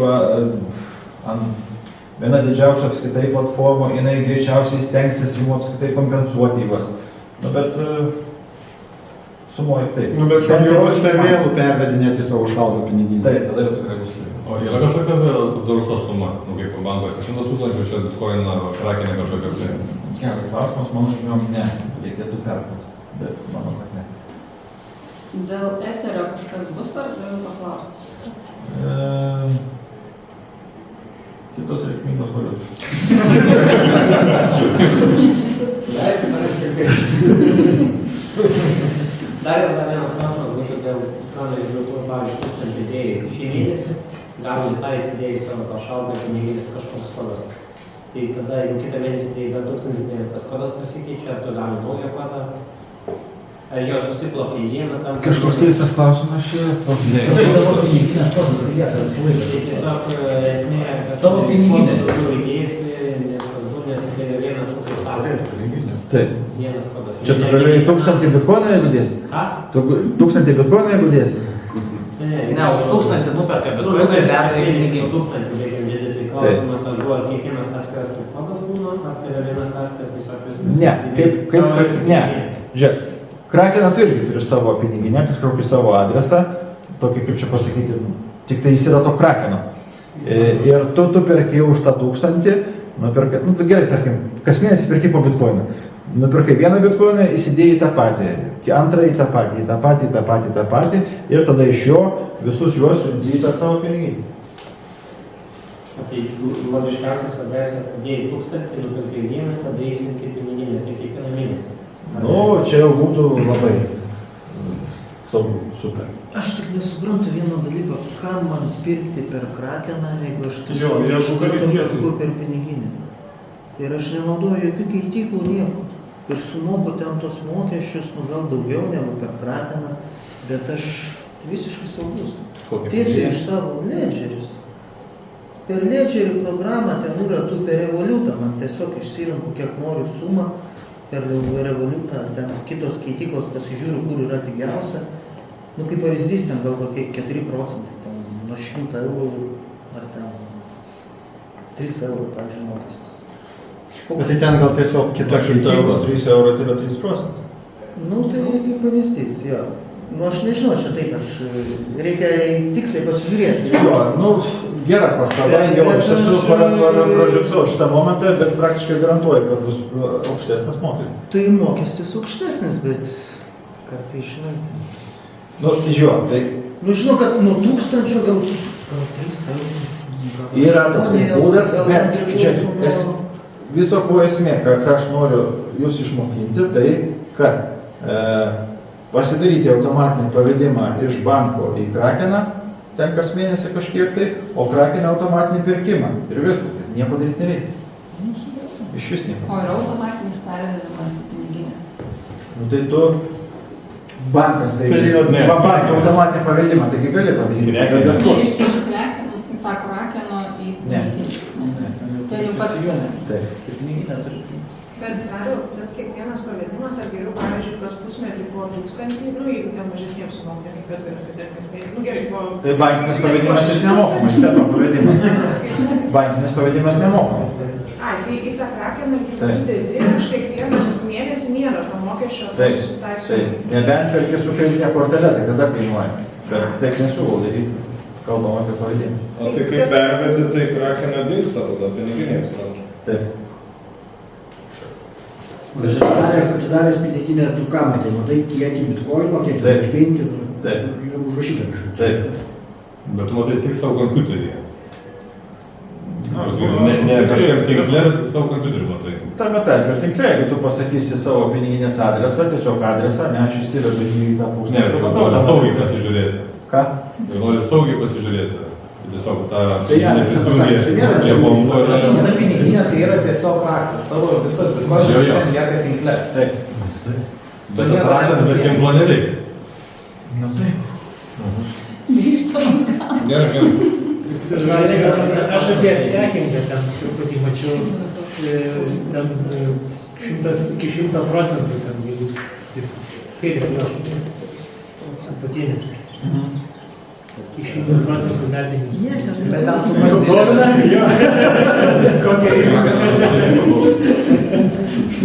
Rizika yra ekstremali ir čia trumpais atvejais labai, kaip čia, momentiniais tokiais. Čia keityklos reikia sekti. Pirma, tai reikia įvinioti bitcoiną į praktiką, tai vadinasi, įkelti į kitą tinklą ir tada jį, Krakenas neturi tos funkcijos, ten koks Binance turi, Binance naudotis ten tokiais servisais. Bet ten, nežinau. Tai čia kitas susitikimo mes šitą organizuosime. Nes dėl to čia susirinkti ekstremalų. Kaip 100% pasiekti. Dar apie, žiūrėkite, dar grįžtą prie mano klausimą, prieš pagilinti, nes jeigu tu besidėkime, atruksas, 6 mėnesiai, reikia neįsidėjimo piniginis, kaip pasisavą, bet kada vėl 6 mėnesius dadirba tą 1000, tai pas tavę ten 12 ar 6, nes 6 rate, o 6 ten, ar ten 12, o čia man nesuotas. Jeigu tu tik fiziškai įdėjęs raštą apsaugai per 1000 arba 6, tai jeigu vėl įdėjai 1000, tai jis apsaugotas? Ne, nu, tu kažkaip sudėtingai supranti. Nu, žiūrėk. Nu, tai... Ar sąskaitą ir tu kešą turi? Gerai, nu, palauk. Kai uždėdė tą 06, tarkim, 9 kartus dėjai, įsidėjai tą malakros... Palauk, duok aš paaiškinu. Persivedi 1000 į Krakeną, tarkim, ne, va šitų būdų, kur aš siūlau. Galima ir kitaip, aišku, visai kaip. Nusipirkai už tą 1000, tarkim, 0,1 bitcoinų. Bum, po pusę metų, tarkim, 3,06.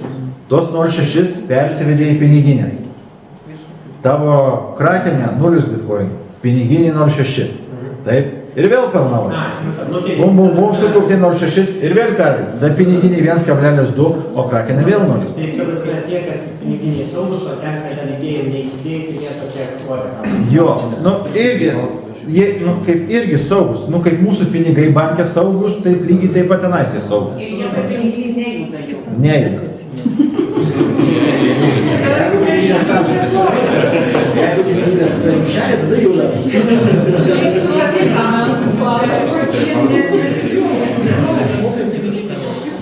Tai jaučiasi kaip ir mokėliai būtų atėję.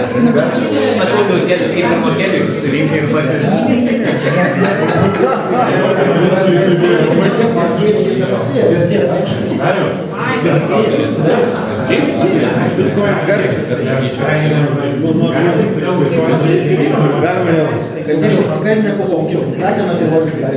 Tik tais, kodėl aš kalbu doleriais, nes šiaip sumoje visur doleriais kaina, ar ten prognozuojama, ar kažkokie straipsniai. Viskas doleriais, tai kažkaip tuo. Jeigu diskutuotume 50 $, Nu, bitcoinas. Viską galima daryti eurais lygiai taip pat kaip doleriais. Tai gerai, judam greičiau. Tai va, jo, iš jūsų yra 33 milijonai valiutų. Jau vien tas turbūt pasako, jų dauguma yra šūdo gabalas. Tai va, jas pasižiūrėti galite šitų adresų. Neversiu tenais, bet tai va, jų yra, kaip čia, visokiausios paskirtim. Infrastruktūros, tai va, kur buvo kalba, kad gali būti vienoks blockchainas, kitoks, trečioks, nu tai va. Etheruso blockchainas yra pats populiariausias, ant to Etheruso kuriami visokiausi servisai, nežinau, kur jau būna kažkokios tikro gyvenimo aplikacijos.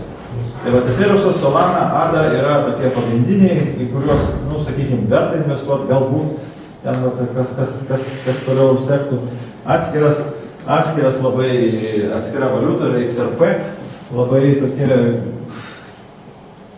emocijų daugam kelinti, labai čia sako, kad ją naudos bankai ir čia jos kaina bus baisinė ir labai verta investuoti, labai daug fanatikų, bet aš netarp jų, tai nesiūlau. Tai va, paskui yra decentralizuoti finansai, va, tai jau pirmąjį rašiau tas AIV, arba kur tas Nexo, irgi turi savo Nexo žetoną, kaip pavyzdys. Stablecoinai, tai valiutos, kurios 1:1 surištos su doleriu arba eurų, tokie tipiniai DAI, tai šitie yra centralizuoti, DAI yra decentralizuotas. Nu ir taip toliau. Tai va, kaip investuoti fiziškai neperkant, kas čia klausia, kaip tik prieš užsiėmimą. Tai yra ne ETF vadinasi, o ETP. Dabar nesimenu tiksliai, kodėl taip vadinasi. Palieku tą skaidrę, pasižiūrėsit. Gerai, einam tolyn. Tik tai čia paaiškinsiu esmę. Kuomet perkat tą ETP, arba jeigu Amerikoje tai ETF-ai, tai jūs neperkat fiziškai bitkoino, jūs jo neturite, jūs jo negalite įsivesti piniginę. Jūs perkate tik tai tą vadinamą atspindį, jūs tik tai naudojatės jo kainos svyravimais, bet paties bitkoino neturite. Tai jeigu žiūrėti iš tos apsaugos kažkokios tai pusės, ten to karo maro atveju, ar kažkas iš tos pusės, tai šitas netinka. Čia jūs spekulacijai kokiai galite pirkti ir taip toliau. Bet gauname kokias bangas, jeigu susigalvosit. Ten rašo physical bitcoin, jeigu nepirkti. Vis daug. Coinshares. Jo, parašyta, bet netipa, tai gali būti. Bet jam nesvarbu. Pirkas skaito. Jo, mokesčiai. Nemokat mokesčių, kol neparduodate. Kol laikote keitykloje, piniginėje, kažkur tai, tol nemokat mokesčių. Jeigu perkeliat iš keityklos į keityklą, iš piniginės į piniginę, vis dar nemokat mokesčių. Taip pat nemokat mokesčių, kaip aš, jeigu skolinatės, bet nes suprantat, leidžiat paskolintus pinigus, o bitkoinas vis dar lieka neparduotas. Tai va, mokate mokesčius, pardavę bitkoiną, išmainė į kitą kripto, tarkim, bitkoiną pardavėt už eterį arba kaip ir už tą stablecoiną. Jei įsteipinote ar kasėte, tos pajamos irgi apsimokestina 15%. Ir svarbu FIFO metodas, čia turbūt suprantam. Tu prasme, iš GPM moku išmainiau į stablecoiną ir viskas jau. Taip, turi deklaruoti. Nes VMI traktuoja tai ne tai, kad tu išmainiai į stablecoiną, tu reiškia, kad tu, tarkim, turėjai bitcoiną, jį pardavėjai, gavėjai ten, tarkim, 100 000 eurų ir tada už tą 100 000 eurų nusipirkai stablecoiną.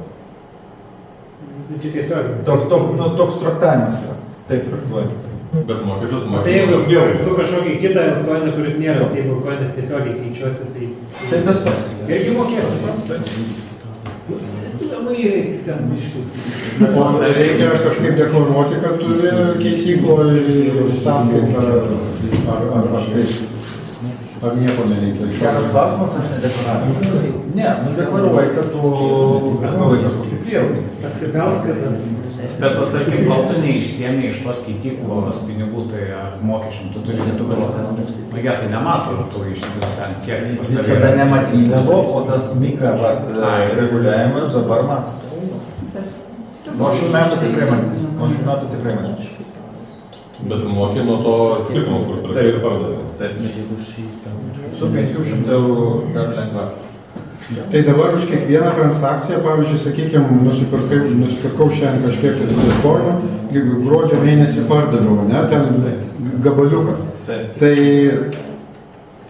už tą transakciją, jeigu gavau pelno, iš karto moku 15%. Ne iš karto. Suprantu, jo, bet o jeigu per metus aš 10 kartų tai padariau, pirkau, pardaviau, už kiekvieną tą transakciją. Tu susiskaičiuoji. Ne bendrą metų rezultatą, o už vėlgi, jeigu tu praradai, tai tau kompensuoja, ką tu uždirbi. Išsiemi išrašą ir žiūri, kiek tu išsisumoji. Žodžiu, išrašas viską parodo. Tai va, 15% iki tos sumos, o nuo jos 20%.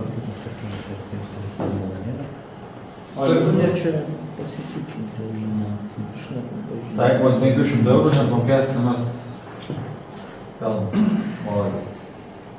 Dar vienas klausimas.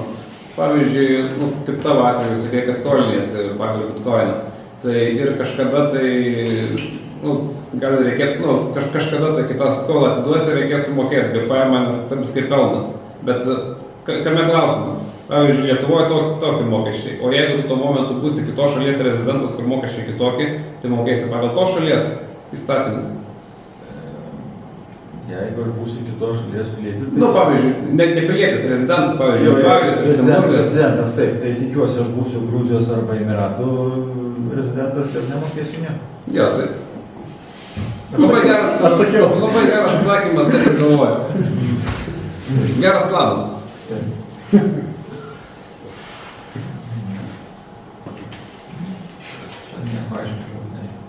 Bet tai kaip tas dabar reguliavimas, atsirado, tai realiai vos ne visos tos keityklos vos nepateiks kiekvienai valstybei mokesčiam deklaraciją. Tai kas, bet kitoje valstybėje kiti mokesčiai? Ne, turiu omeny, ta keitykla mūsų pateiks VMI-nui apie mūsų tuos visus sandorius. Taip išeina, ar ne? Kai tas reguliavimas. Lietuvos turiu omeny. Pavyzdžiui, mes Krakene dabar viską darom metus laiko ir metų pabaigoje Krakenas VMI-nui nusiunčia išrašą apie tau sąskaitą. Ir realiai deklaracija automatiškai užsipildo. Tai čia kažin ar susipildys. Čia kaip irgi buvo geras mynas. Tipo mokesčio inspekcija klausia, užpildė deklaraciją. Tas žmogus sako, neužpildžiau. Kodėl, sako, turėčiau užpildyti? Nes aš nežinau, kiek tu turiu sumokėti. Kaip ten, bet sako, tu juk žinai, kiek turiu sumokėti. Taip žinau. Tai kodėl sako, aš turiu supildyti. Tai čia taip ir yra. Jie kaip ir viską žino, bet vis tiek patys turi viską supildyti.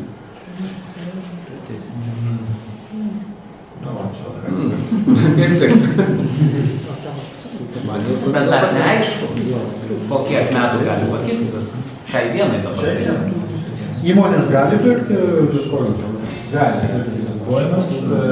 Taip, nežinau, daug nesigilina, paklausiau buhalterės, ten daug jos netrukdant, sako taip, kai perka investiciją į kokį nekilnojamą turtą, taip gali pirkti ir bitkoinų. Tai čia ilgalaikinis turtas. Taip, ilgalaikis turtas. Tai va, čia, kadangi tu pasakei, kad investicinė sąskaita, tai dar dvi nuorodos apie investicinę sąskaitą pasiklausyti. Labai gerai ten abi dvi nuorodos aiškina, tai nesiplėsiu.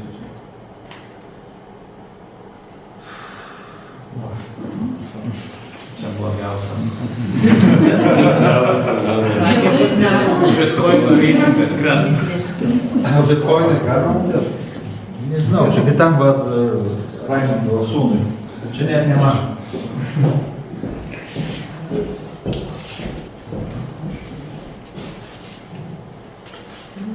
Mano laboratorija norėjo automatiškai. Laboratorija nieko neturi. Rašys neturi. Turiu laboratoriją. Man irgi neskanuoja. Skanuoja? Iš arčiau. Bet dėl to, kad mes iš šono. Jeigu nori bloga, tai niekas nėra. Dar pažiūrėjau, tai iki 1% komisinis. Tai žinos Nukrito kiek man, krenta. Pavėtimas.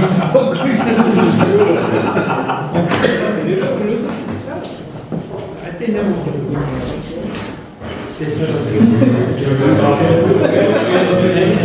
Bet tai visi mokėtų.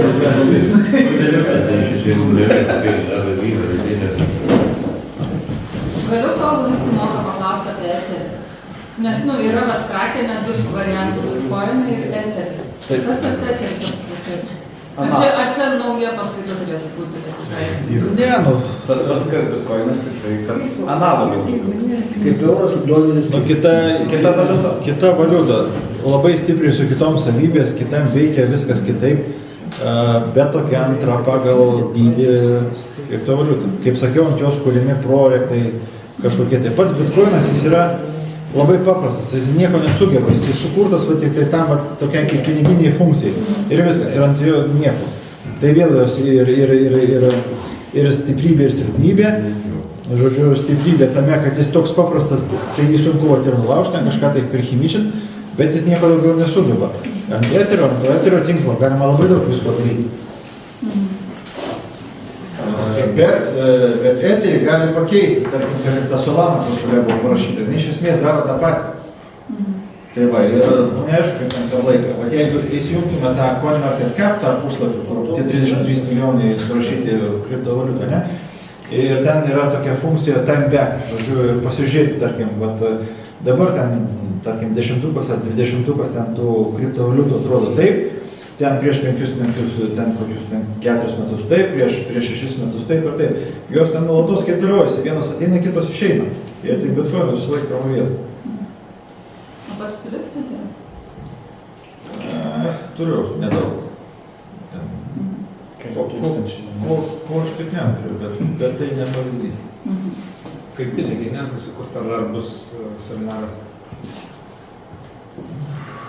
Net nežinau, žiūrėsim, kaip čia su laiku vystysis. Sudėtingas seminaras, paprastas reikalas. Paprastas, aišku.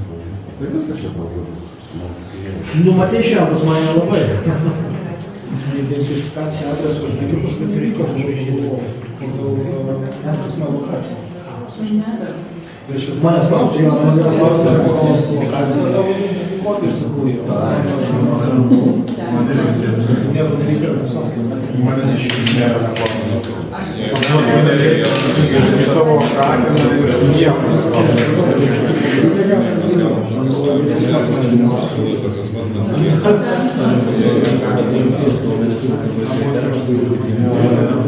Vis tik vienoj nebuvo, bet...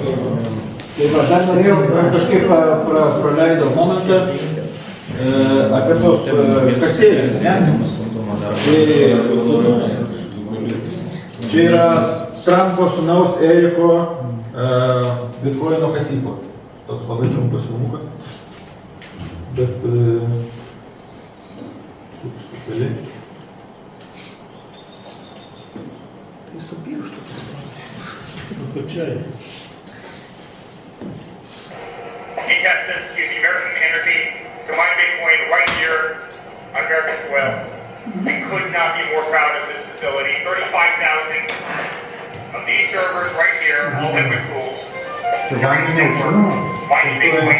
Every single day we mine about 2% of the world's Bitcoin supply. We safeguard it every single day. Koks dydis. Tai čia yra tas blokčeino dalis, jis vienas iš tų kompiuterių. Hey friends, Eric Trump. Welcome to American Bitcoin. A little sneak peek of our facility. We test this using American Energy to mine Bitcoin right here on American soil. We could not be more proud of this facility. 35,000 of these servers right here, all liquid tools, securing the network, mining Bitcoin. Every single day we mine about 2% of the world's Bitcoin supply. We safeguard it every single day. Tai va, nu ir tokia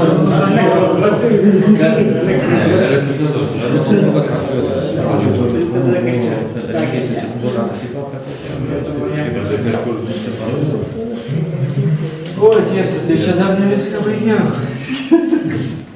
Dar labai trumpai, žodžiu, čia tikrai labai... Trumpiauliai buvo, ne? Kas? Trumpiauliai. Pusvalandis sakė. Labai daug klausinėjau. Įdomiai pasakai, reikia klausimą.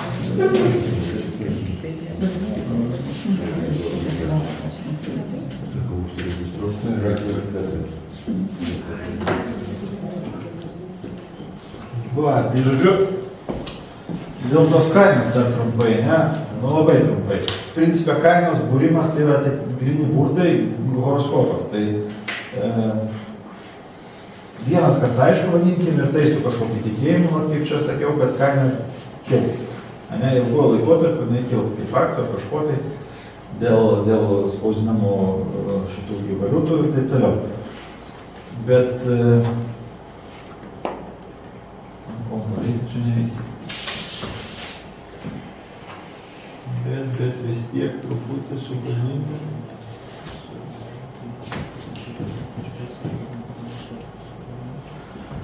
Va, su 4 metų ciklai.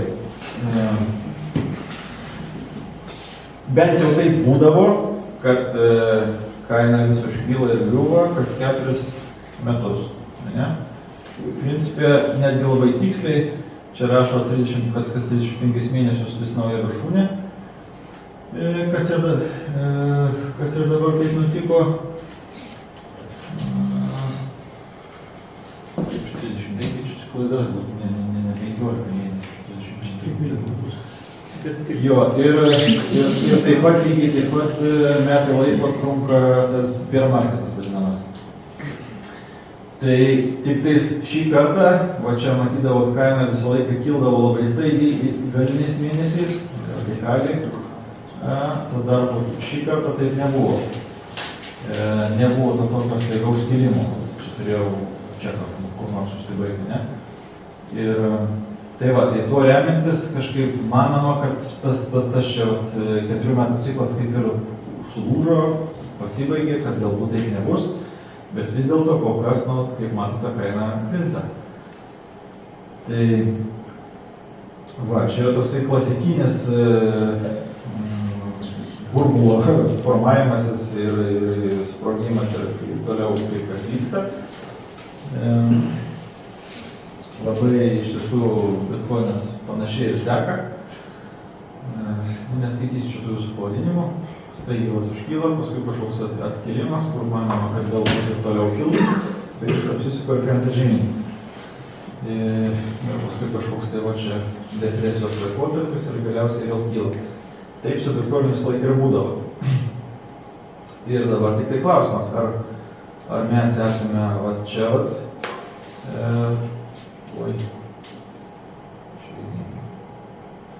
žodžiu, ar esant toj ciklo jau nusileidime, ar dar prieš tą patį kilimą.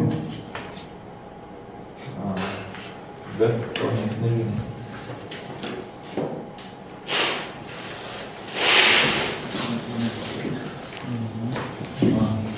Jeigu laikytis, kad tie 4 metų ciklai veikia, tai jo, turėtume panašiai 36-40 tūkstančių nukristi, bet galbūt mes esame tenais. Kur tenai? Trijau? Ne, parašykite, nes gali būti, kad dabar jau nukrito ir jisai gali pradėti gauti viršų. Niekas nežino, ar jisai auks, ar jisai toliau kris. Jo, todėl, trumpai tariant, čia daug nesiplėšim, todėl, tų teorijų visokiausių, čia kiek ten internete beieškotume, beskaitytume, arba klausytume, vieni sakys vieni kitaip, vieni tą patį grafiką interpretuos vienaip, kiti kitaip ir dėl to ir iš savo praktikos siūlau tiesiog pirkti kas mėnesį. Tas tvarkas gaudyti galima, bet ten dėl sportinių interesų su kažkokiom mažesnėm sumom. Tas jūsų pagrindinis portfelis vis tiek turi būti nuobodžiai tiesiog kas mėnesį. Anksčiau ir man tas sakė ir sakiau nesąmonę, aš čia pirksiu ten, parduosiu ten. Blogai. Ilguoju laikotarpiu blogai. Aišku, kažkada pataikysi, vieną kartą pataikysi, trečią kartą nesąmonę. O tarkim, tada klausimas, kas geriau, ar kas mėnesį, tarkim, po 100 pirkti, ar daryti kas savaitę po 205? Tas pats, kažkaip ten didelio skirtumo nėra. Žinai, kai dabar taip sviruoja. Būna auga krenta valandom, tai žinai, kaip pataikysi. Kas valandą. Žinai, kaip 100 eurą. 100 eurą kas valandą. Arba kas dieną po 3 eurus. Tai va, tai teorija baigėsi po 1,5 valandos, nežinau, pertrauką ar ką ir tada